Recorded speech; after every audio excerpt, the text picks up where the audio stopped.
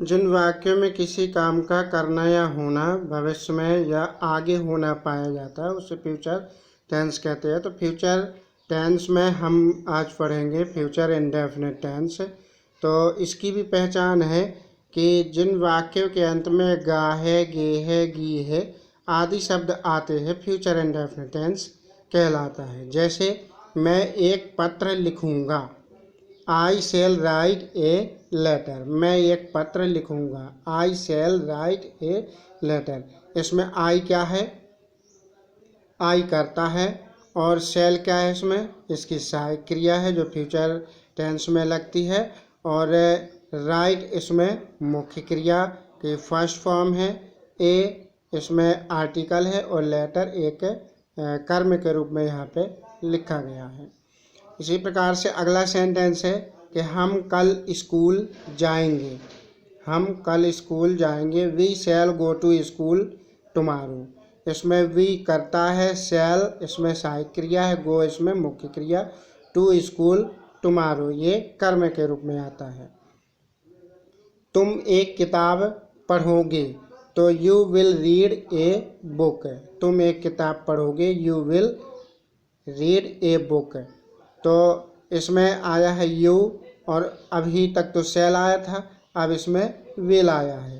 तो इसका मैं आपको नियम बता दूं कि फ्यूचर इंडेफिनिट टेंस के वाक्यों का अनुवाद करते समय आई और वी के साथ सहायक क्रिया शैल आती है और बाकी सभी कर्ताओं के साथ विल आता है।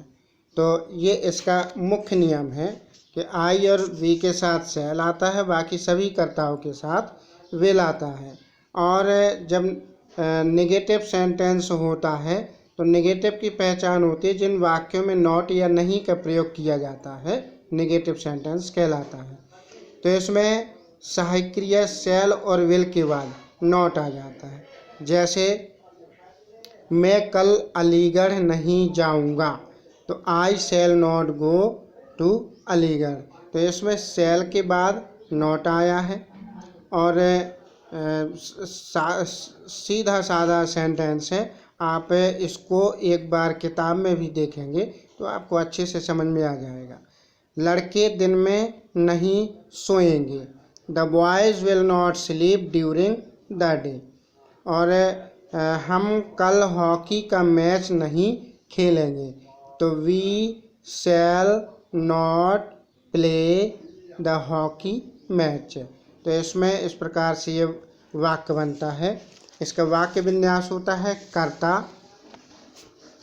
कर्ता जिसमें एक वचन और बहुवचन दोनों कर्ता, और मैन आई और वी के साथ शैल, ठीक, आई और वी के साथ शैल, और धन नॉट, धन क्रिया की मुख्य फॉर्म, धन कर्म। तो ये चीज़ आती है। और अब हम बात करते हैं इंटेरोगेटिव सेंटेंस की, यानी कि प्रश्नवाचक वाक्य। तो इंटेरोगेटिव सेंटेंस की पहचान है कि जिन वाक्यों में क्या, कब, क्यों, कैसे, कौन, कहाँ, किसने, किसको, कितना इत्यादि ये शब्द कब इन शब्दों का प्रयोग होता है तो वाक्य प्रश्नवाचक कहलाता है। यह प्रश्नवाचक सेंटेंस कहलाता है, इंटेरोगेटिव सेंटेंस। तो इसका हम अनुवाद करने के लिए एक एग्जाम्पल लेते हैं कि क्या वह तुमको अच्छी कलमें देगा या कुछ कलमें देगा। तो इसमें हम मान के चलते हैं कि विल सबसे पहले आएगा। इसमें क्या आएगा सबसे पहले? Will. Will he give you some pens. तो इसमें सहायक क्रिया सबसे पहले आएगी, जैसा कि मैंने आगे के सेंटेंस में, जो अभी पिछले सेंटेंस मैंने आपको बताए थे, प्रेजेंट इंडेफिनिट बताया था, पास्ट इंडेफिनिट बताया था कि जब क्या शब्द वाक्य के शुरू में आता है तो उस क्या की अंग्रेजी सहायक क्रिया के द्वारा बनाए जाते हैं। तो अगर फ्यूचर टेंस में कोई वाक्य में क्या शब्द वाक्य के शुरू में आया है तो उसको हम जब बनाएंगे तो शैल और विल को सबसे आगे रखेंगे, फिर इसके बाद कर्ता आएगा और फिर क्रिया और फिर इसके बाद कर्म आएगा। अगला सेंटेंस है क्या वे आम खाएंगे, तो will they eat mangoes. Will they eat mangoes. तो इसमें देखिए विल सबसे पहले आया है, दे उसके बाद आया कि दे करता है, और विल क्या है, सहायक क्रिया। तो विल सहायक क्रिया सबसे पहले और दे करता है उसके बाद, और ईट मुख्य क्रिया की फर्स्ट फॉर्म है क्रिया के रूप में, और मैंगोज कर्म के रूप में। अब है कि जब क्या शब्द वाक्य के बीच में आता है तो उस क्या की अंग्रेजी हम वाट से बनाते हैं।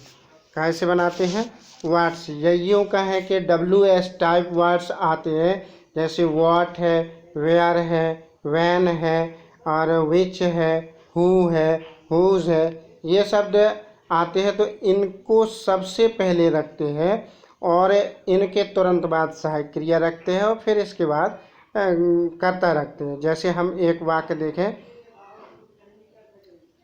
हम कल कहाँ जाएंगे, तो वेयर, इसमें WS टाइप वर्ड्स है, तो where shall we go tomorrow, हम कल कहाँ जाएंगे। अगला है कि वह कितनी पुस्तकें खरीदेगा, तो इसमें हाउ मैनी, कितनी, how many books will he by.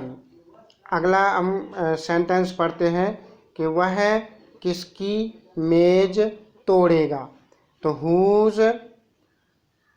Who will beat you, sorry ये गलत हो गया, तो इसको हम फिर से दोहरा लेते हैं कि वह किसकी मेज तोड़ेगा, whose table will he break.